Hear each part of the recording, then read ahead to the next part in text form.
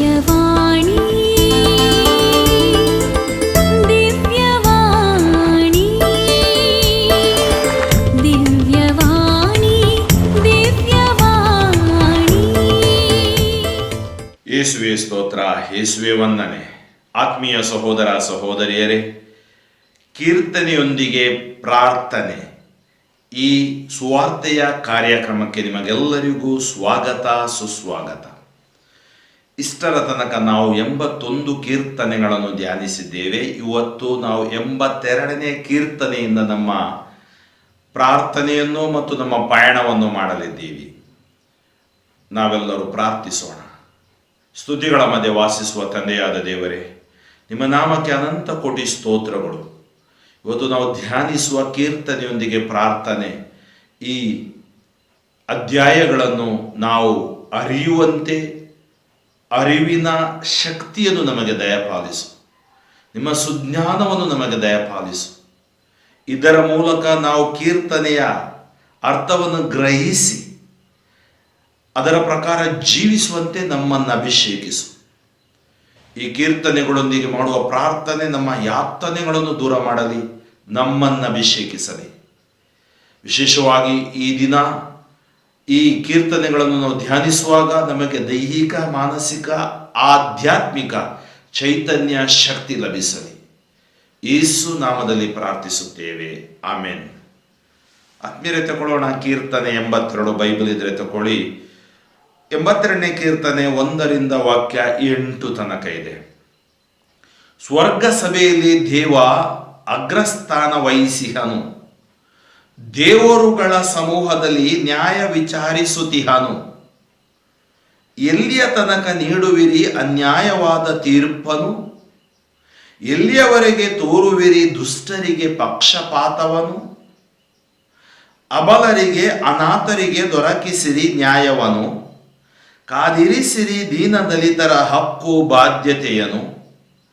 ಬಿಡುಗಡೆ ಮಾಡಿರಿ ದೀನ ಬಡಬಗ್ಗರನು, ದುರುಳರ ಕೈಯಿಂದ ರಕ್ಷಿಸಿರಿ ಅವರನ್ನು. ಬುದ್ಧಿಹೀನರು ಮಂದಮತಿಗಳು ಕತ್ತಲಲ್ಲಿ ನಡೆಯುವವರು ನೀವು, ಇದರಿಂದಲೇ ಕದಲುತ್ತಿರುವು ಧರೆಯ ಅಸ್ಥಿವಾರಗಳು. ನೀವು ದೇವರುಗಳು, ನೀವೆಲ್ಲರೂ ಪರಾತ್ಪರನ ಮಕ್ಕಳು ನಾನೆಂದೇ.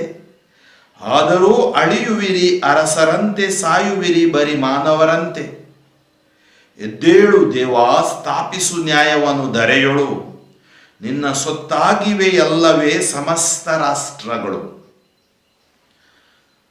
ಈ ಕೀರ್ತನೆ ನಮಗೆ ದುಷ್ಟ ನ್ಯಾಯಾಧೀಶರಿಗೆ ಒಂದು ಧಿಕ್ಕಾರ ಮಾಡುವುದನ್ನು ನಾವು ನೋಡ್ತೀವಿ. ಅಂದರೆ ನ್ಯಾಯಾಧೀಶರು ನ್ಯಾಯಭರಿತವಾಗಿ ತೀರ್ಪು ಕೊಡಬೇಕೇ ವಿನಃ ಅನ್ಯಾಯ ಮಾಡಬಾರ್ದು. ನಮ್ಗೆ ಗೊತ್ತು ಇವತ್ತು ಸಮಾಜದಲ್ಲಿ ಏನೆಲ್ಲ ನಡೆಯುತ್ತಾ ಇದೆ. ದುಡ್ಡಿದ್ರೆ ಏನೆಲ್ಲ ನಾವು ಕೊಂಡುಕೊಳ್ಬಹುದು, ದುಡ್ಡಿದ್ರೆ ನಾವು ಹೇಗೆ ಯಾರನ್ನು ಬೇಕಾದರೂ ಪ್ರಭಾವ ಬೀರಲು ಶಕ್ತರಾಗಬಹುದು. ಆದರೆ ಇವತ್ತು ಈ ಕೀರ್ತನೆಯಲ್ಲಿ ಅನ್ಯಾಯಕ್ಕೆ ಒಳಗಾದವರು, ಒಳ್ಳೆಯ ತೀರ್ಪು ಸಿಗದೇ ಇರುವವರು, ಅಥವಾ ಸತ್ಯ ಗೊತ್ತಿದ್ದು ಸತ್ಯವನ್ನು ಮುಚ್ಚಿ ಅಸತ್ಯ ಅಥವಾ ಸುಳ್ಳನ್ನೇ ಮೇಲೆತ್ತಿ ಮೆರೆಯುತ್ತಿರುವವರು ನಮಗೆ ಗೊತ್ತಿರಬಹುದು. ಅಂಥವರನ್ನು ದೇವರು ಧಿಕ್ಕರಿಸುತ್ತಾರೆ. ನಾವು ಯೋಚನೆ ಮಾಡಬಹುದು, ನನ್ನನ್ನು ಆಳುವವರು ಯಾರೂ ಇಲ್ಲ, ಆದರೆ ನನಗೊಂದು ಶಾಶ್ವತ ಜೀವ ಕೊಡುವ, ಸ್ವರ್ಗ ಸಾಮ್ರಾಜ್ಯ ಕೊಡುವ ದೇವರಿದ್ದಾರೆ. ಅವರ ಕಣ್ಣಿಗೆ ನಾವು ಮಣ್ಣೆರೆಚಲು ಆಗುವುದಿಲ್ಲ. ಈ ಕೀರ್ತನೆ ಒಳಗಡೆ ಪ್ರವೇಶಿಸೋಣ. ಸ್ವರ್ಗ ಸಭೆಯಲ್ಲಿ ದೇವ ಅಗ್ರಸ್ಥಾನ ವಹಿಸಿಹನು, ಅಂದರೆ ದೇವರು ಸ್ವರ್ಗದಲ್ಲಿದ್ದಾರೆ, ಅವರು ಅಗ್ರಸ್ಥಾನ ಅಂದರೆ ಅವರೇ ಮುಖ್ಯಸ್ಥರಾಗಿದ್ದಾರೆ, ಅವರೇ ನಮ್ಮ ಸರ್ವೇಶ್ವರರಾಗಿದ್ದಾರೆ. ದೇವರುಗಳ ಸಮೂಹದಲ್ಲಿ ನ್ಯಾಯ ವಿಚಾರಿಸುತ್ತಿಹನು. ನಾವು ದೇವರುಗಳಂದ್ರೆ ಅರ್ಥ ಏನು? ದೇವದೂತರುಗಳ ಸಮೂಹದಲ್ಲಿ ಅಥವಾ ಸಂತರ ಸಮೂಹದಲ್ಲಿ. ಎಲ್ಲಿಯ ತನಕ ನೀಡುವಿರಿ ಅನ್ಯಾಯವಾದ ತೀರ್ಪನು? ನೋಡಿ, ದೇವರು ವಿಚಾರಿಸ್ತಾರೆ, ಎಲ್ಲಿಯ ತನಕ ನೀವು ನೀಡುವಿರಿ ಅನ್ಯಾಯವಾದ ತೀರ್ಪನು? ಎಲ್ಲಿಯವರೆಗೆ ತೋರುವಿರಿ ದುಷ್ಟನಿಗೆ ಪಕ್ಷಪಾತವನು? ಅಬಲರಿಗೆ ಅನಾಥರಿಗೆ ದೊರಕಿಸಿರಿ ನ್ಯಾಯವನ್ನು. ದೀನದಲಿತರಿಗೆ ಶುಭ ಸಂದೇಶ ಬೋಧಿಸಲೆಂದೇ ದೇವರನ್ನು ಅಭಿಷೇಕಿಸಿದ್ದಾರೆ. ಯೇಸು ಸ್ವಾಮಿ 4ನೇ ಅಧ್ಯಾಯ ಲೂಕನ ಶುಭ ಸಂದೇಶ 18ನೇ ವಾಕ್ಯದಲ್ಲಿ ನೋಡಿದ್ರು. ಅದರಿಂದ ಅಬಲರಿಗೆ ಅನಾಥರಿಗೆ ದೊರಕಿಸಿರಿ ನ್ಯಾಯವನ್ನು, ಕಾದಿರಿಸಿರಿ ದೀನದಲಿತರ ಹಕ್ಕು ಬಾಧ್ಯತೆಯನ್ನು. ಇವತ್ತು ನಾವು ನೋಡಿ ದೀನದಲಿತರನ್ನು ಹೇಗೆಲ್ಲ ನಡೆಸ್ಕೊಳ್ತಾರೆ. ಅವರ ಹಕ್ಕು ಬಾಧ್ಯತೆಯನ್ನು ನಾವು ಕಾದಿರಿಸತಕ್ಕದ್ದು. ಬಿಡುಗಡೆ ಮಾಡಿರಿ ಬಡಬಗ್ಗರನು, ದುರುಳರ ಕೈಯಿಂದ ರಕ್ಷಿಸಿರಿ ಅವರನ್ನು. ಬಿಡುಗಡೆ ಮಾಡಿರಿ ದೀನ ಬಡಬಗ್ಗರನು, ದುರುಳರ ಕೈಯಿಂದ ರಕ್ಷಿಸಿರಿ ಅವರನ್ನು. ಬುದ್ಧಿಹೀನರು ಮಂದಮತಿಗಳು ಕತ್ತಲಲ್ಲಿ ನಡೆಯುವವರು ನೀವು. ಬುದ್ಧಿಹೀನರು ಮಂದಮತಿಗಳು ಕತ್ತಲಲ್ಲಿ ನಡೆಯುವವರು ನೀವು. ಇದರಿಂದಲೇ ಕದಲುತ್ತಿರುವ ಧರೆಯ ಅಸ್ಥಿವಾರಗಳು. ನೀವು ನಿಜವಾಗಿಯೂ ಜನರಿಗೆ ನ್ಯಾಯ ತೀರ್ಪನ್ನು ನೀಡಬೇಕಿತ್ತು. ನೀವು ಬುದ್ಧಿಹೀನರಾಗಿ ವರ್ತಿಸಿದ್ದೀರಿ, ಮಂದಮತಿಗಳಾಗಿ ವರ್ತಿಸಿದ್ದೀರಿ, ಕತ್ತಲಲ್ಲಿ ನಡೆದಿದ್ದೀರಿ. ಆದ್ದರಿಂದ ಏನಾಗ್ತಾ ಇದೆ, ಇವತ್ತು ಈ ಭುವಿಯ ಅಸ್ಥಿವಾರ ಕದಲ್ತಾ ಇದೆ. ಭುವಿಯಲ್ಲಿ ಅಲ್ಲೋಲ ಕಲ್ಲೋಲ ಆ ಅನ್ಯಾಯದ ಮೂಲಕ ಉಂಟಾಗ್ತಾ ಇದೆ. ನೀವು ದೇವರುಗಳು, ನೀವೆಲ್ಲರೂ ಪರಾತ್ಪರನ ಮಕ್ಕಳು ನಾನೆಂದೇ. ನೀವೆಲ್ಲರೂ ದೇವರುಗಳು ಅಂದರೆ ನಾವೆಲ್ಲರೂ ದೇವರ ಮಕ್ಕಳು. ಆದರೂ ಅಳಿವಿರಿ ಅರಸರಂತೆ, ಸಾಯುವಿರಿ ಬರಿ ಮಾನವರಂತೆ. ನೀನು ನ್ಯಾಯಾಧಿಪತಿಯಾಗಿರ್ಬಹುದು, ಎಷ್ಟೇ ಶ್ರೇಷ್ಠ ಹುದ್ದೆಯನ್ನು ವಹಿಸ್ಕೊಳ್ಬಹುದು, ಆದರೆ ಎಲ್ಲ ಅರಸರು ಅಳಿದು ಹೋದ ಹಾಗೆ, ಮಾನವರು ಸತ್ತ ಹಾಗೆ ನೀನು ಕೂಡ ಸಾಯ್ತೀಯ. ಎದ್ದೇಳು ದೇವ, ಸ್ಥಾಪಿಸು ನ್ಯಾಯವನ್ನು ಧರೆಯೋಳು. ದೇವರ ಮೊರೆಯನ್ನು ಹೋಗ್ತಾನೆ ಈ ಕೀರ್ತನಕಾರ. ನಿನ್ನ ಸೊತ್ತಾಗಿವೆ ಎಲ್ಲವೇ ಸಮಸ್ತ ರಾಷ್ಟ್ರಗಳು. ನೋಡಿ, ನೀನೇ ನಮ್ಮನ್ನು ಕಾಯಬೇಕು, ನೀನೇ ನ್ಯಾಯಗಳಿಗೆ ತೀರ್ಪನ್ನು ಕೊಡಬೇಕು. ನೀನು ಎದ್ದೇಳು ದೇವ, ನಮ್ಮನ್ನು ಆಶೀರ್ವದಿಸು. ಕೀರ್ತನೆ 83 ಇಲ್ಲಿ 1ರಿಂದ 18 ವಾಕ್ಯಗಳಿವೆ. ಇದು ಶತ್ರು ವಿನಾಶಕ್ಕಾಗಿ ಭಕ್ತನ ಒಂದು ಕರೆ, ಅರ್ಥನಾದ. ಮಾತನಾಡದೆ ದೇವ ಸುಮ್ಮನಿರಬೇಡ, ಮೌನದಿಂದ ಸ್ವಾಮಿ ನಿಶ್ಚಿಂತನಿರಬೇಡ. ದಂಗೆ ಎದ್ದಿ ಹರಿದೋ ನಿನ್ನ ಶತ್ರುಗಳು, ತಲೆ ಎತ್ತಿಕೊಂಡಿಹರು ನಿನ್ನ ದ್ವೇಷಿಗಳು. ಕುತಂತ್ರ ಮಾಡುತ್ತಿಹರು ನಿನ್ನ ಪ್ರಜೆಗೆ ವಿರುದ್ಧ, ಆಲೋಚಿಸುತ್ತಿಹರು ನಿನ್ನ ಶರಣರಿಗೆ ವಿರುದ್ಧ. ಇಂತೆನ್ನುತ್ತಿಹರು ಬನ್ನಿ ಸಂಹರಿಸೋಣ, ಆತನ ಜನಾಂಗ ಉಳಿಯದಂತೆ ಮಾಡೋಣ. ಇಸ್ರಾಯೇಲ್ ಎಂಬ ನಾಮವನ್ನಳಿಸಿ ಬಿಡೋಣ. ಎದೋಮ್ಯರ ಪಾಳೆಯದವರು ಇಷ್ಮಾಯೇಲ್ಯರು, ಗೆಬಾಲ್ಯರು, ಅಮ್ಮೋನಿಯರು, ಅಮಲೇಖ್ಯರು. ಮೋವಾಬ್ಯ, ಹಗ್ರಿಯ, ಫಿಲಿಸ್ಟಿಯ, ಟೈರ್ ಜನರು ಒಮ್ಮತದಿಂದವರೆಲ್ಲರೂ ಒಟ್ಟುಗೂಡಿಹರು, ನಿನ್ನ ವಿರುದ್ಧವಾಗಿ ಒಳಸಂಚು ಮಾಡಿಹರು. ಇವರೊಡನೆ ಕೂಡಿಕೊಂಡಿಹ ಅಸ್ಸೀರಿಯರು ಲೋಟನ ವಂಶಕ್ಕೆ ಭುಜಬಲವಾಗಿಹರು. ಮಾಡವರಿಗೆ ಪ್ರಭು ನೀ ಮಿದ್ಯಾನ್ಯರಿಗೆ ಮಾಡಿದಂತೆ, ಕಿಶೋನ್ ನದಿಯ ಬಳಿ ಸಿಸೇರ್ಯಾಬಿಯನರಿಗೆ ಮಾಡಿದಂತೆ. ಎಂದೋರಿನಲ್ಲವರು ಕೊಲೆಯಾದರೂ, ಹೊಲಗದ್ದೆಗಳಿಗೆ ಗೊಬ್ಬರವಾದರು. ಓರೇಬ್, ಜೇಬ್ ಎಂಬವರ ಗತಿಯೊದಗಲಿ ಇವರ ಸಿರಿವಂತರಿಗೆ. ಜೆಬಾಹ, ಚಲ್ಮುನ್ನರ ಪಾಡು ಬರಲಿರುವ ಸಕಲ ರಾಜರಿಗೆ. ಬನ್ನಿ ದೇವರ ನಾಡು ಬೀಡನ್ನು ಆಕ್ರಮಿಸೋಣ ಎಂದವರಿಗೆ. ಮಾಡಿವರನು ದೇವ ಗಾಳಿಗೆ ತೂರುವ ಹೊಟ್ಟಿನಂತೆ, ಸುಂಟರ ಗಾಳಿಯಲ್ಲಿ ಮೇಲೇಳುವ ಧೂಳಿ ಪಟದಂತೆ, ಕಾಡು ಮೇಡನ್ನು ಸುಡುವ ಬೆಂಕಿಯಂತೆ, ಪರ್ವತವನ್ನೇ ಉರಿಸುವ ಜ್ವಾಲೆಯಂತೆ. ಓಡಿಸೋಡಿಸವರನು ನೀ ಬೀಸುವ ಬಿರುಗಾಳಿಗೆ, ಗುರಿಪಡಿಸವರನು ನಿನ್ನ ಚಂಡಮಾರುತಕ್ಕೆ. ಕವಿಯಲ್ಲಿ ಅವಮಾನ ನಿಂದೆ ಇವರ ಮುಖವನು, ಅರಸುವ ರಾಗ ಪ್ರಭು ನಿನ್ನ ಸಿರಿನಾಮವನು. ಕಳವಳಗೊಳ್ಳಲಿ ಅವರು ಸತತವು ಲಜ್ಜೆಯಿಂದ, ಅವರಳೆದು ಹೋಗಲಿ ಅವಮಾನ ನಿಂದೆಗಳಿಂದ. ಇವರು ಅರಿಯಲಿ ಪ್ರಭುವೆಂಬ ನಾಮ ನಿನ್ನದೆಂದು, ಧರೆಯಲ್ಲೆಲ್ಲ ಸರ್ವೋನ್ನತ ನೀನೇ ಎಂದು. ಹೌದು ಆತ್ಮೀಯರೇ, ಇನ್ನೊಂದು ಭಕ್ತನ ಪ್ರಾರ್ಥನೆ, ಕೀರ್ತನಕಾರನ ಪ್ರಾರ್ಥನೆ. ಏಕೆಂದರೆ ಶತ್ರುಗಳ ಬಾಧೆ ಕಡಿದಾಗ ನಮ್ಮಲ್ಲಿ ಒಂದು ಭಾವ ಉಂಟಾಗುತ್ತೆ. ಯಾವಾಗ ಈ ಶತ್ರುಗಳ ನಾಶವಾಗುತ್ತೋ, ಯಾವಾಗ ಇದೆಲ್ಲ ನಿಂತು ಹೋಗುತ್ತೋ, ಯಾವಾಗ ಸಮಾಧಾನ ನಮಗೆ ಬರುತ್ತೋ ಎಂಬುದಾಗಿ ನಮ್ಮೊಳಗಡೆ ತಳಮಳ, ಕಳವಳ ನಮಗೆ ಉಂಟಾಗುತ್ತೆ. ಸಹಜ, ಮಾನವ ಸಹಜ. ಯೋಹಾನನ ಶುಭ ಸಂದೇಶ 16ನೇ ಅಧ್ಯಾಯ ವಾಕ್ಯ 1ರಲ್ಲಿ ಯೇಸು ನುಡಿದಿದ್ದಾರೆ, ನೀವು ಕಳವಳಗೊಳ್ಳದಿರಿ, ಹೆದರದಿರಿ, ಕಳವಳಗೊಳ್ಳದಿರಿ, ಧೈರ್ಯವಾಗಿರಿ. ಇವತ್ತು ಕಳವಳಗೊಂಡಾಗ ಈ ಒಂದು ಕೀರ್ತನೆ ನಮಗೆ ಸಹಾಯ ಮಾಡುತ್ತೆ. ಮಾತನಾಡದೆ ಈ ಭಕ್ತ ಏನ್ ಹೇಳ್ತಾನೆ, ಮಾತನಾಡದೆ ದೇವ ಸುಮ್ಮನಿರಬೇಡ, ಮೌನದಿಂದ ಸ್ವಾಮಿ ನಿಶ್ಚಿಂತನಿರಬೇಡ. ನೀವು ಮಾತನಾಡದೆ, ನೀವು ಮಾತಾಡಬೇಕು, ನೀವು ನಮ್ಮ ಜೊತೆ ಇರಬೇಕು. ದಂಗೆ ಎದ್ದಿ ಹರಿದೋ ನಿನ್ನ ಶತ್ರುಗಳು ತಲೆ ಎತ್ತಿಕೊಂಡಿಹರು, ನಿನ್ನ ದ್ವೇಷಿಗಳು ಕುತಂತ್ರ ಮಾಡುತ್ತಿಹರು, ನಿನ್ನ ಪ್ರಜೆಗೆ ವಿರುದ್ಧ ಆಲೋಚಿಸುತ್ತಿಹರು, ನಿನ್ನ ಶರಣರಿಗೆ ವಿರುದ್ಧ. ದಂಗೆ, ಕುತಂತ್ರ, ದುರಾಲೋಚನೆ ಇದೆಲ್ಲ ನಡೀತಾ ಇದೆ.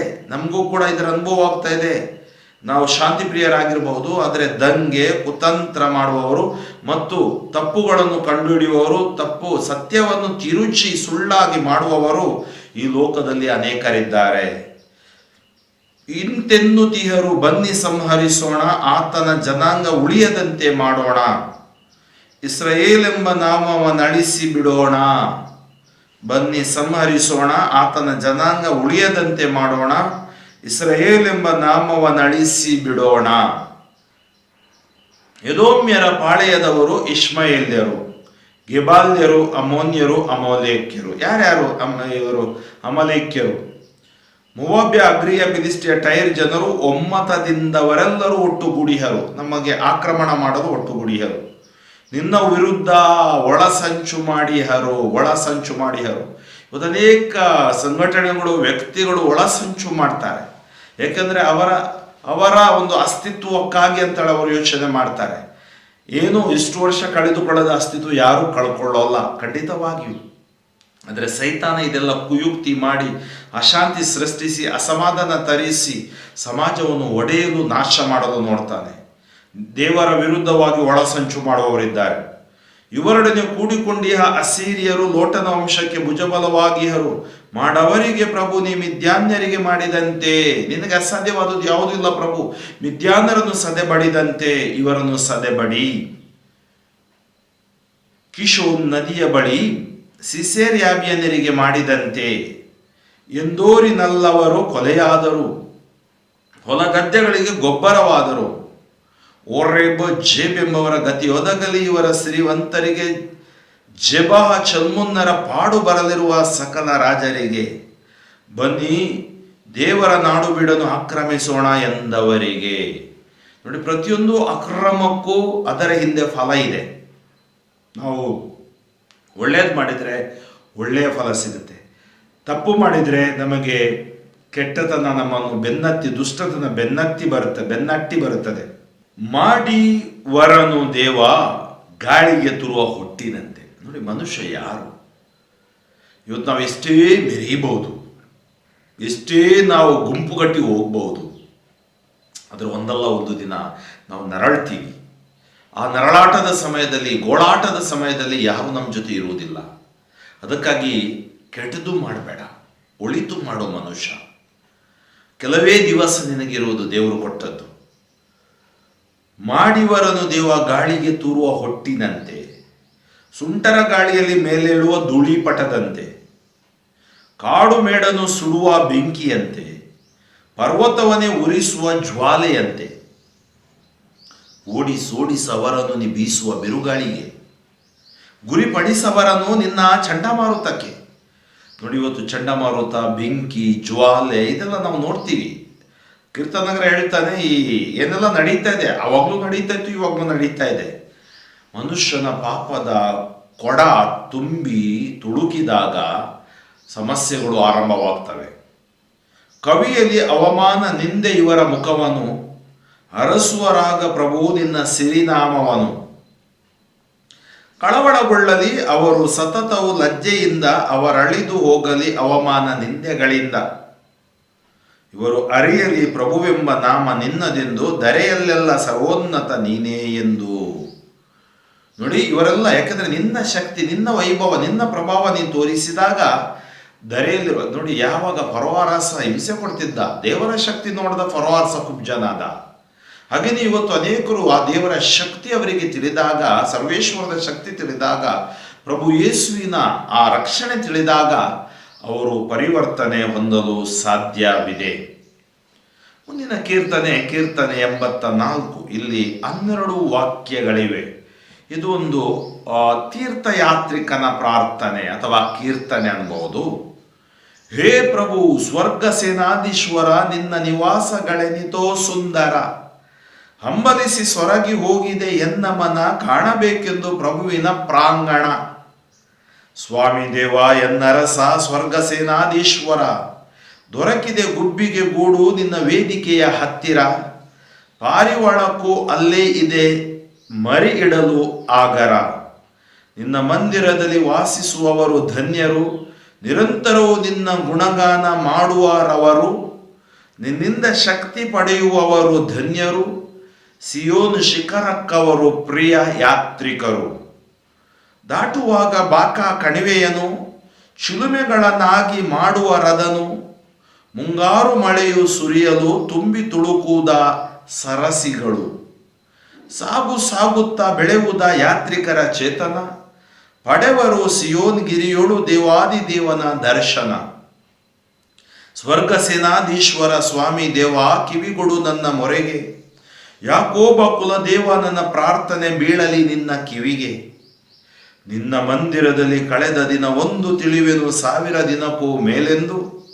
ದುರುಳರ ಬಿಡಾರದಲ್ಲಿ ನಾ ವಾಸ ಮಾಡುವುದರ ಬದಲು ನಿನ್ನ ಆಲಯದ ದ್ವಾರಪಾಲಕನಾಗಿರುವುದೇ ಮೇಲು. ದೇವ ನಿಮಗೆ ಬೆಳಕು ಕೊಡುವ ಸೂರ್ಯನು, ಕಾದಿಟ್ಟು ರಕ್ಷಿಸುವ ಗುರಾಣಿಯು, ಸನ್ಮಾರ್ಗಿಗೆ ಈವನು ಸಕಲ ವರಗಳನ್ನು. ಪ್ರಭುವೇ ಸ್ವರ್ಗ ಸೇನಾಧೀಶ್ವರನೇ, ನಿನ್ನಲ್ಲಿ ನಂಬಿಕೆ ಇಡುವವನೇ ಧನ್ಯನು.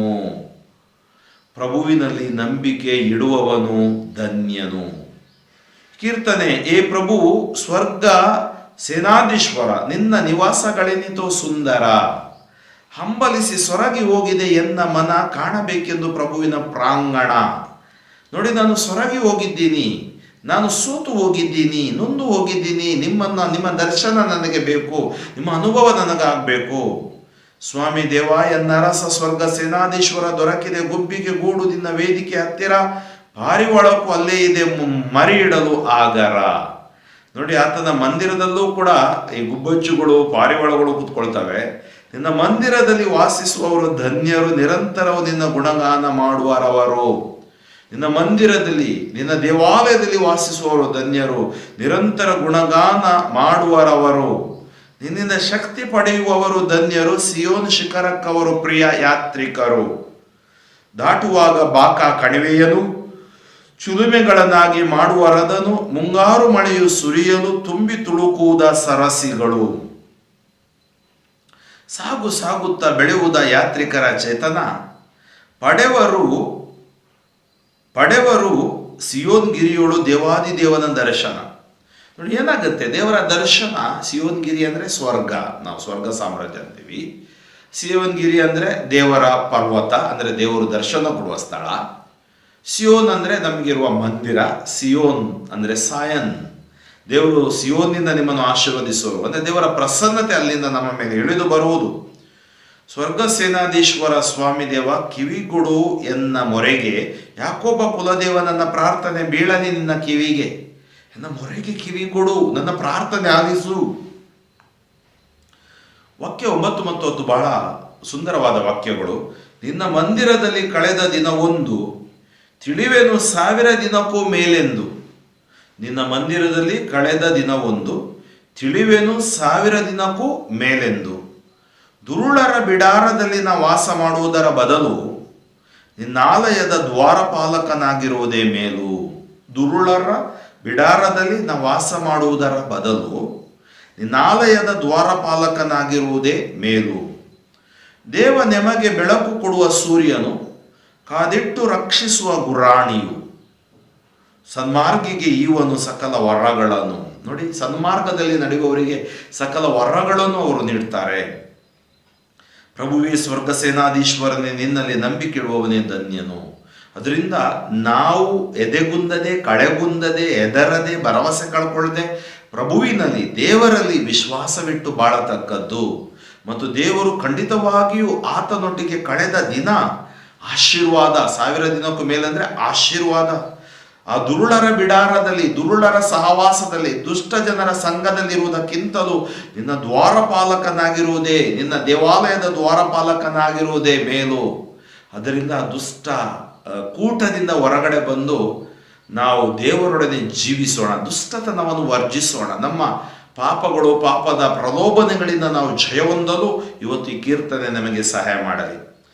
ಕೀರ್ತನೆ 85 ಇದು ರಾಷ್ಟ್ರಾಭಿವೃದ್ಧಿಗಾಗಿ ಪ್ರಾರ್ಥನೆ. ಇಲ್ಲಿ 1-13 ವಾಕ್ಯಗಳಿವೆ. ಪ್ರಭು ತೋರಿಸಿದೆ ಕರುಣೆ ನಿನ್ನ ನಾಡಿಗೆ, ಮರಳಿಸಿದೆ ಸುಕ್ಷೇಮವನ್ನು ಯಾಕೋಬ್ಯರಿಗೆ, ಮನ್ನಿಸಿದೆ ನಿನ್ನ ಪ್ರಜೆಯ ದ್ರೋಹವನ್ನು, ಕ್ಷಮಿಸಿದೆ ನೀ ಅವರ ಪಾಪಗಳೆಲ್ಲವನು. ತೊರೆದು ಬಿಟ್ಟೆ ಸ್ವಾಮಿ ನಿನ್ನ ರೋಷವನ್ನು, ಆರಿಸಿಬಿಟ್ಟೆ ನಿನ್ನ ಕೋಪಾಗ್ನಿಯನು. ಪುನಶ್ಚೇತನಗೊಳಿಸೆಮ್ಮನು ದೇವ ಉದ್ಧಾರಕ, ತೊರೆದು ಬಿಡು ನಮ್ಮ ಬಗ್ಗೆ ನಿನಗಿರುವ ಸಿಟ್ಟು ಸಿಡುಕ. ಸದಾಕಾಲಕ್ಕೂ ನಮ್ಮ ಮೇಲೆ ಸಿಟ್ಟಾಗಿರುವೆಯ, ತಲತಲಾಂತರಗಳಿಗೂ ಕೋಪವನ್ನು ಬೆಳೆಸುವೆಯ. ನವ ಜೀವವನ್ನು ತುಂಬಿಸಲಾರೆಯ ನಮ್ಮಲ್ಲಿ, ಆಗ ನಿನ್ನ ಜನರು ಆನಂದಿಸುವರು ನಿನ್ನಲ್ಲಿ. ತೋರಿಸೆಮಗೆ ಪ್ರಭು ಕರುಣೆಯನ್ನು, ಅನುಗ್ರಹಿಸೆಮಗೆ ರಕ್ಷಣೆಯನು. ನಾ ಕೇಳುತ್ತಿರುವೆನು ಪ್ರಭು ಹೇಳುವುದನು, ತನ್ನ ಜನರಿಗಾತ ನುಡಿಯುವುದು ಶಾಂತಿಯನು. ಇನ್ನಾದರೂ ತೊರೆಯೋಣ ಮೂರ್ಖತೆಯನು, ಭಯಭಕ್ತಿಯುಳ್ಳವರಿಗಾತನ ರಕ್ಷಣೆ ಸನ್ನಿಹಿತ. ಇದರಿಂದಾತನ ಮಹಿಮೆ ನಾಡಿಲ್ಲಿರುವುದು ನಿರುತ, ನಾಡಿಲ್ಲಿರುವುದು ನಿರುತ.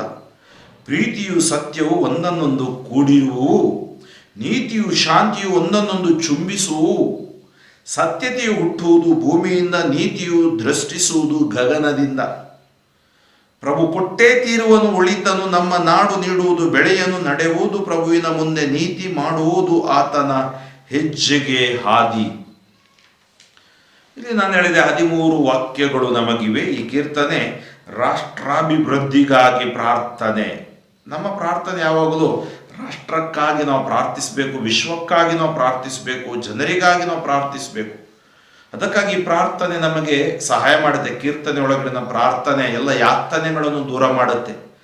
ನಾವು ಪ್ರತಿಯೊಬ್ಬರೂ ಇರಬಹುದು ಮಧ್ಯಸ್ಥಿಕೆ ಪ್ರಾರ್ಥನೆಯ ತಂಡದವರು 5 ಕೀರ್ತನೆಗಳನ್ನು ಪ್ರತಿನಿತ್ಯ ಓದಿ ಈ ಮೂಲಕ ನಾವು ಮಧ್ಯಸ್ಥಿಕೆ ಪ್ರಾರ್ಥನೆ ಮಾಡಬಹುದು. ಪ್ರಭು ತೋರಿಸಿದೆ ಕರುಣೆ ನಿನ್ನ ನಾಡಿಗೆ, ಮರಳಿಸಿದೆ ಸುಕ್ಷೇಮವನ್ನು ಯಾಕೋಬ್ಯರಿಗೆ. ನೀ ತೋರಿದೆ ನಿನ್ನ ನಾಡಿಗೆ ಕರುಣೆಯನ್ನು ಹಾಗೂ ಸುಕ್ಷೇಮವನ್ನು ನೀಡಿದೆ ನೀವು ಯಾಕೋಬ್ಯರಿಗೆ. ಮನ್ನಿಸಿದೆ ನಿನ್ನ ಪ್ರಜೆಯ ದ್ರೋಹವನ್ನು, ಕ್ಷಮಿಸಿದೆ ನೀ ಅವರ ಪಾಪಗಳೆಲ್ಲವನ್ನು. ದೇವರು ಮನ್ನಿಸುವ ದೇವರು, ದೇವರು ಕ್ಷಮಿಸುವ ದೇವರು, ಪ್ರೀತಿಸುವ ದೇವರು, ಸಹಿಸುವ ದೇವರು, ಜಯ ಕೊಡುವ ದೇವರು. ಮನ್ನಿಸಿದೆ ನಿನ್ನ ಪ್ರಜೆಯ ದ್ರೋಹವನ್ನು, ಕ್ಷಮಿಸಿದೆ ನೀ ಅವರ ಪಾಪಗಳೆಲ್ಲವನ್ನು. ದೇವರು ನಮ್ಮ ಪಾಪಗಳನ್ನು ಮನ್ನಿಸುತ್ತಾರೆ. ಮನ್ನಿಸುವನಾತ ನಿನ್ನ ಪಾಪಗಳನ್ನು, ಆತನೆಂದಿಗೂ ಅದನ್ನು ಮನಸ್ಸಿಗೆ ತರಲಾರ. 1ನೇ ಅಧ್ಯಾಯ 18ನೇ ವಾಕ್ಯದಲ್ಲಿ ಯೆಶಾಯನ ಓದ್ತೀವಿ, ನಿಮ್ಮ ಪಾಪಗಳು ಕಡುಗೆಂಪಾಗಿದ್ದರು ಹಿಮದಂತೆ ಬೆಳ್ಳಗಾಗು, ರಕ್ತವರ್ಣದಾಗಿದ್ದರು ಉಣ್ಣೆಯಂತೆ ಬೆಳ್ಳಗಾಗು. ಯೆಶಾಯ 43:25 ನುಡಿತಾರೆ, ನಿನ್ನ ಪಾಪಗಳನ್ನು ಅಳಿಸಿ ಹಾಕುವೆನು, ಅವುಗಳನ್ನು ನನ್ನ ನೆನಪಿನಿಂದ ತೊಡೆದು ಹಾಕುವೆನು, ಅದೆಂದಿಗೂ ನಾನು ನೆನಪಿಗೆ ತರುವುದಿಲ್ಲ. ಅಂದರೆ ದೇವರು ನಮ್ಮನ್ನು ಕಾಪಾಡುತ್ತಾರೆ, ಮನ್ನಿಸ್ತಾರೆ. ಮನ್ನಿಸಿ ನಿನ್ನ ಪ್ರಜೆಯ ದ್ರೋಹವನ್ನು, ಕ್ಷಮಿಸಿದೆ ನೀ ಅವರ ಪಾಪಗಳೆಲ್ಲವನ್ನು. ತೊರೆದು ಬಿಟ್ಟೆ ಸ್ವಾಮಿ ನಿನ್ನ ರೋಷವನ್ನು, ಆರಿಸಿಬಿಟ್ಟೆ ನಿನ್ನ ಕೋಪಾಗ್ನಿಯನು. ನೋಡಿ, ದೇವರು ಸದಾ ಕೋಪ ಮಾಡುವವರಲ್ಲ. ಅದಕ್ಕಾಗಿ ಹೇಳ್ತದೆ, ಪುನಶ್ಚೇತನಗೊಳಿಸೆಮ್ಮನು ದೇವಾ ಉದ್ಧಾರಕ, ತೊರೆದು ಬಿಡು ನಮ್ಮ ಬಗ್ಗೆ ನಿನಗಿರುವ ಸಿಟ್ಟು ಸಿಡುಕ. ಇರ್ಬೋದು ಕೆಲವು ಸರಿ ನಮ್ಮನ್ನು ದೇವರು ಕೈ ಬಿಟ್ಟ ಅನುಭವ ಆಗ್ಬೋದು. ಅದು ದೇವರ ಸಮಸ್ಯೆ ಅಲ್ಲ, ನಾವು ದೇವರನ್ನು ಬಿಟ್ಟಾಗ ಅಂತ ಅನುಭವಗಳು ನಮಗಾಗುತ್ತವೆ.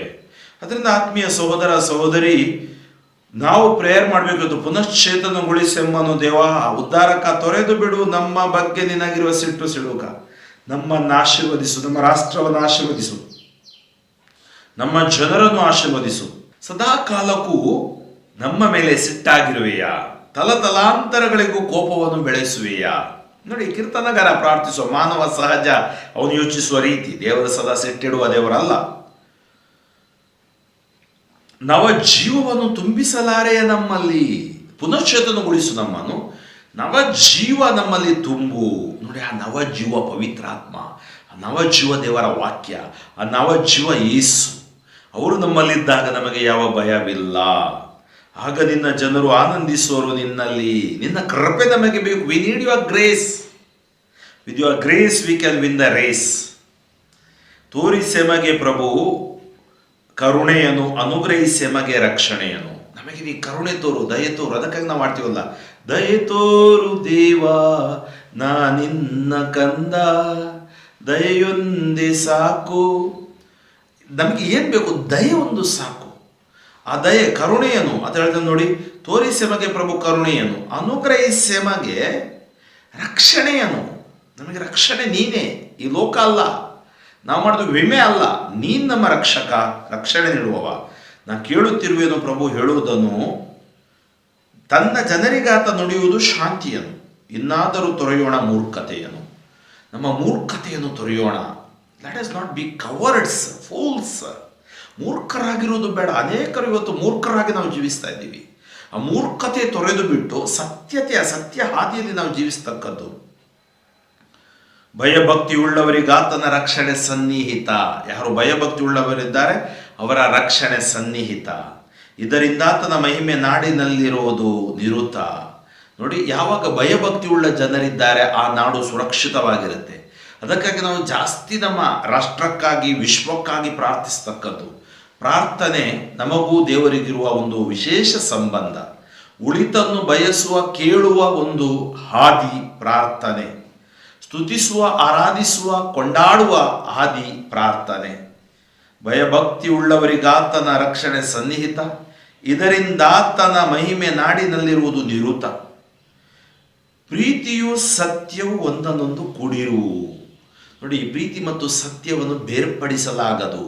ಪ್ರೀತಿಯು ಸತ್ಯವು ಒಂದನ್ನೊಂದು ಕೂಡಿರುವು. ನೀತಿಯು ಶಾಂತಿಯು ಒಂದನ್ನೊಂದು ಚುಂಬಿಸು. ಎಲ್ಲಿ ನೀತಿ ಮತ್ತು ಶಾಂತಿ ಒಂದೊಂದು ಚುಂಬಿಸು, ಪ್ರೀತಿ ಸತ್ಯ ಒಂದು ಗೂಡಿರುವು. ಸತ್ಯತೆಯು ಹುಟ್ಟುವುದು ಭೂಮಿಯಿಂದ. ನೋಡಿ, ನಮಗೆ ದೇವರು ಫ್ರೀಡಮ್ ಕೊಟ್ಟಿದ್ದಾರೆ. ಇಲ್ಲಿ ಸತ್ಯತೆ, ನಾವು ಸತ್ಯಭರಿತವಾಗಿ ಜೀವಿಸಬೇಕು. ಸತ್ಯದ ಹಾದಿಯನ್ನು ನಾವು ಹಿಡಿಯಬೇಕು. ಸತ್ಯತೆ ಹುಟ್ಟುವುದು ಭೂಮಿಯಿಂದ. ನೀತಿಯು ದೃಷ್ಟಿಸುವುದು ಗಗನದಿಂದ. ನೀತಿ ಎಲ್ಲಿಂದ ಬರುತ್ತೆ? ಗಗನದಿಂದ, ಅಂದರೆ ದೇವರಿಂದ. ಪ್ರಭು ಕೊಟ್ಟೇ ತೀರುವನು ಒಳಿತನು, ನಮ್ಮ ನಾಡು ನೀಡುವುದು ಬೆಳೆಯನು. ಪ್ರಭು ಕೊಟ್ಟೇ ತೀರುವನು ಒಳಿತನು. God will bless the land. God will bless. ಹೇಗೆ ಇಸ್ರಾಯೇಲ್ ಜನರಿಗೆ 400 ವರುಷಗಳ ಕಾಲ ಫರೋ ಅರಸನ ಕೈಯಲ್ಲಿದ್ದರೂ ಆಶೀರ್ವಾದ ಕೊಟ್ಟಿಲ್ವಾ? ದೇವರು ನಮಗೆ ಒಂದಲ್ಲ ಒಂದು ದಿನ ಬಿಡುಗಡೆ. ನಾವು ನಿರಾಶರಾಗದೆ ಪ್ರಾರ್ಥನೆ ಮಾಡಬೇಕು. ಪ್ರಾರ್ಥನೆ ನಮ್ಮ ಉಸಿರು, ಪ್ರಾರ್ಥನೆ ನಮ್ಮ ಬಾಳ ಆಗಬೇಕು. ಪ್ರಭು ಕೊಟ್ಟೇ ತೀರುವನು ಒಳಿತನು, ನಮ್ಮ ನಾಡು ನೀಡುವುದು ಬೆಳೆಯನು. ನಡೆಯುವುದು ಪ್ರಭುವಿನ ಮುಂದೆ ನೀತಿ, ಮಾಡುವುದು ಆತನ ಹೆಜ್ಜೆಗೆ ಹಾದಿ. ನೋಡಿ ಆತ್ಮೀಯರೇ, ಪ್ರಭು ಕೊಟ್ಟೇ ತೀರುವನು ಒಳಿತನು. ಒಂದಲ್ಲ ಒಂದು ದಿನ ನ್ಯಾಯ ತೀರಿಸಲು ಕರೆಯಾಗಿ ಬಂದೇ ಬರುವನು. ನಮ್ಮ ನಾಡು ನೀಡುವುದು ಬೆಳೆಯನು. ಪ್ರಭುವಿನ ಆಶೀರ್ವಾದವಿದ್ರೆ ನಾಡು ಆಶೀರ್ವಾದ ಆಗುತ್ತೆ. ನಡೆಯುವುದು ಪ್ರಭುವಿನ ಮುಂದೆ ನೀತಿ, ಮಾಡುವುದು ಆತನ ಹೆಜ್ಜೆಗೆ ಆತನ ಹಾದಿ. ಆತನ ಹೆಜ್ಜೆಗೆ ಹಾದಿ ಅಂದರೆ ಪ್ರಭು ನೀತಿ ನಿಯಮದಿಂದ ಇರುವವರು. ಅವರಲ್ಲಿ ಅನೀತಿ, ಅಕ್ರಮ, ಅಪ್ರಾಮಾಣಿಕತೆ, ಅವರಲ್ಲಿ ಅವಿಧೇಯತೆ ಖಂಡಿತ ಇಲ್ಲ. ಏಕೆಂದರೆ ಅವರೇ ಸತ್ಯ, ಅವರೇ ಸರ್ವಶಕ್ತರಾಗಿದ್ದಾರೆ. ಮತ್ತು ನಾವು ಯೋಚಿಸುವ ರೀತಿಯಲ್ಲ. ದೇವರ ಗುಣಲಕ್ಷಣವೇ ಅವರು ಒಳ್ಳೆಯವರು. God is good all the time. ನಡೆಯುವುದು ಪ್ರಭುವಿನ ಮುಂದೆ ನೀತಿ, ಮಾಡುವುದು ಆತನ ಹೆಜ್ಜೆಗೆ ಹಾದಿ. ಆದ್ಮೇಲೆ ಇವತ್ತು ನಾವು 82ನೇ ಕೀರ್ತನೆ, 83, 84, 85 ಕೀರ್ತನೆಗಳನ್ನು ಧ್ಯಾನಿಸಿದ್ವಿ. 82ನೇ ಕೀರ್ತನೆಯಲ್ಲಿ ದುಷ್ಟ ನ್ಯಾಯಾಧೀಶರಿಗೆ ಧಿಕ್ಕಾರ ಮತ್ತು ಹೇಗೆ ಏನು ಮಾಡಬೇಕು ಎಂಬುದಾಗಿ ಅಲ್ಲಿ ಆಲಿಸಿದೆವು. ಹಾಗೆಯೇ ಶತ್ರು ವಿನಾಶಕ್ಕಾಗಿ ಕರೆ, ಹೇಗೆ ಶತ್ರುಗಳ ಕಾಟ ಜಾಸ್ತಿ ಆದಾಗ ಅನುಭವ ಆಗುತ್ತೆ ಅದರ ಕುರಿತು ನಾವು ಧ್ಯಾನಿಸಿದ್ವಿ. ತೀರ್ಥಯಾತ್ರಿಕನ ಕೀರ್ತನೆ, ನಾವು ಕೂಡ ಅನೇಕರು ಪಯಣಿಕರು ವಾಲಂಗಣಿ, ಡೋರ್ನಹಳ್ಳಿ, ಹರಿಹರ ಇಂಥ ಜಾಗಗಳಿಗೆ ಅಥವಾ ಪವಿತ್ರ ಸ್ಥಳಗಳಿಗೆ, ನಾಡುಗಳಿಗೆ ಹೋಗ್ತೀವಿ. ಆವಾಗ ನಮಗೆ ದೇವರು ನಮ್ಮ ಯಾತ್ರೆಯಲ್ಲಿ ನಮ್ಮನ್ನು ರಕ್ಷಿಸ್ತಾರೆ. ದೇವರ ಮಂದಿರದಲ್ಲಿ ಕಳೆಯುವ ದಿನ 1000 ದಿನಕ್ಕೆ ಸಮಾನ. ದುರುಳರ ಮನೆಯಲ್ಲಿ ವಾಸ ಮಾಡುವುದಕ್ಕಿಂತಲೂ ನಿನ್ನ ಆಲಯದ ದ್ವಾರಪಾಲಕನಾಗಿರುವುದು ಬಹಳ ಮೇಲು ಎಂಬ ಸುಂದರವಾದ ವಾಕ್ಯಗಳು ಇದರಲ್ಲಿವೆ. 85ನೇ ಕೀರ್ತನೆ ರಾಷ್ಟ್ರಾಭಿವೃದ್ಧಿಗಾಗಿ ಪ್ರಾರ್ಥನೆ. ನಾವೆಲ್ಲರೂ ನಮ್ಮ ಪ್ರೈಮ್ ಮಿನಿಸ್ಟರ್, ಚೀಫ್ ಮಿನಿಸ್ಟರ್, ಅಧ್ಯಕ್ಷರು, ಗವರ್ನರ್ಸ್, ಡಿಕ್ಟೇಟರ್ಸ್, ರಾಜರಾಣಿಯರಿಗಾಗಿ ನಾವು ಪ್ರಾರ್ಥಿಸಬೇಕು. ನ್ಯಾಯಾಧೀಶರಿಗಾಗಿ ನಾವು ಪ್ರಾರ್ಥಿಸಬೇಕು. ಸೈನಿಕರಿಗಾಗಿ ನಾವು ಪ್ರಾರ್ಥಿಸಬೇಕು. ಪೊಲೀಸ್ ಪಡೆಗಾಗಿ ನಾವು ಪ್ರಾರ್ಥಿಸಬೇಕು. ಅಪರಾಧಿಗಳ ಪರಿವರ್ತನೆಗಾಗಿ, ನಿರಪರಾಧಿಗಳ ಬಿಡುಗಡೆಗಾಗಿ ನಾವು ಪ್ರಾರ್ಥಿಸಬೇಕು. ಅನ್ಯಾಯ, ಅಕ್ರಮದ ತೀರ್ಪು ಬಾರದೆ ಜನರೆಲ್ಲರೂ ಪ್ರೀತಿ, ಅನ್ಯೋನ್ಯತೆ, ಐಕ್ಯತೆಯಿಂದ ಜೀವಿಸುವುದಕ್ಕಾಗಿ ನಾವು ಪ್ರಾರ್ಥಿಸಬೇಕು. ಈ ಕೀರ್ತನೆ ಆಶೀರ್ವಾದ ನಮ್ಮ ಮೇಲೆ ಇಳಿದು ಬರಲೆಂದು ಹಾಗೂ ನಮ್ಮ ಒಳಗಡೆ ಇರುವ ಬಲಹೀನತೆಗಳು ನಿಷ್ಕ್ರಿಯವಾಗಲೆಂದು ಪ್ರಾರ್ಥಿಸೋಣ. ಸ್ತುತಿಗಳ ಮಧ್ಯೆ ವಾಸಿಸುವ ತಂದೆಯಾದ ದೇವರೇ, ನಿಮ್ಮ ನಾಮಕ್ಕೆ ಅನಂತ ಕೋಟಿ ಸ್ತೋತ್ರಗಳು. ಇಂದು ನಾವು ಆಲಿಸಿದ ಈ ಕೀರ್ತನೆ, ಪ್ರಾರ್ಥಿಸಿದ ಕೀರ್ತನೆ ನಮ್ಮಲ್ಲಿ ಆಶೀರ್ವಾದ ತರಲಿ. ಒಳಗಡೆ ಇರುವ ಭಯ ಭೀತಿಯನ್ನು ದೂರ ಮಾಡಲಿ. ತಂದೆಯಾದ ದೇವರೇ, ನಿಮ್ಮ ಪುತ್ರ ಯೇಸುವನ್ನೇ ನಮಗಾಗಿ ನೀವು ದಯಪಾಲಿಸಿದ್ದೀರಿ. ಯೇಸು ನಾಮದಲ್ಲಿ ನಮಗೆ ಜಯ ಸಿಗಲಿ. ಅದೆಷ್ಟೋ ರಾಷ್ಟ್ರಗಳು, ಎಷ್ಟೋ ಕುಟುಂಬಗಳು, ಎಷ್ಟೋ ರಾಜ್ಯಗಳು ಕಷ್ಟದಲ್ಲಿವೆ. ಜಗಳ, ಹೊಟ್ಟೆಕಿಚ್ಚು, ಮತಾಂಧತೆ, ವೈಮನಸ್ಸು ಇವೆಲ್ಲವನ್ನು ದೂರ ಮಾಡಿರಿ. ಶಾಂತಿ ಸಮಾಧಾನದ ನವೀಕರಣದ ಆತ್ಮ ನಮ್ಮಲ್ಲಿ ಎಳೆದು ಬರಲಿ. ಈ ವಿಶ್ವವನ್ನು ನವೀಕರಿಸಿರಿ ತಂದೆಯೇ. ನಿಮ್ಮ ಪುತ್ರನ ಮೊದಲ ಬರೋಣದಿಂದ ನಮಗೆ ರಕ್ಷಣೆಯನ್ನು ತಂದು ಕೊಟ್ಟಿರಿ. ಅವರ ಎರಡನೆಯ ಬರೋಣಕ್ಕೆ, ಪುನರಾಗಮನಕ್ಕೆ ಕಾಯುತ್ತಿರುವ ನಾವು ನಮ್ಮನ್ನು ಪರಿಶುದ್ಧಗೊಳಿಸಿರಿ. ನಮ್ಮ ದೇಹ, ಆತ್ಮ, ಮನಸ್ಸು, ವಿಶ್ವಾಸ, ಪ್ರಾರ್ಥನಾ ಜೀವನದಲ್ಲಿ ಬಾಳುವಂತೆ ಮಾಡಿರಿ. ಯೇಸುವೆ, ನೀವು ಗುಣಪಡಿಸುವ ದೇವರು. ಇಂದು ಈ ಒಂದು ಸುವಾರ್ತೆಯನ್ನು ಆಲಿಸುವ ಪ್ರತಿಯೊಬ್ಬರನ್ನು ಸ್ಪರ್ಶಿಸಿರಿ. Touch them Lord, bond them Lord, heal them Lord, bless them Lord, deliver them Lord. ಯೇಸು ನಾಮದಲ್ಲಿ ನಿಮಗೆ ಜಯ, ಯೇಸು ವಾಕ್ಯದಲ್ಲಿ ಬಿಡುಗಡೆ, ಯೇಸು ರಕ್ತದಲ್ಲಿ ಸೌಖ್ಯ. ಸರ್ವಶಕ್ತ ದೇವರಾದ ಪಿತಾ ಮತ್ತು ಸುತ ಮತ್ತು ಪವಿತ್ರಾತ್ಮರು ನಿಮ್ಮೆಲ್ಲರನ್ನು ಹರಸಿ ಆಶೀರ್ವದಿಸಿ ಕಾಪಾಡಲಿ. ಫಾದರ್ ಫ್ರಾಂಕ್ಲಿನ್ ಡಿಸೋಜಾ, ಶಿವಮೊಗ್ಗ ಧರ್ಮಕ್ಷೇತ್ರ, ನನಗಾಗಿಯೂ ನನ್ನ ಸುವಾರ್ಥ ಸೇವೆಗಾಗಿಯೂ ಪ್ರಾರ್ಥಿಸಿರಿ. ಆಮೆನ್. ದಿವ್ಯವಾಣಿ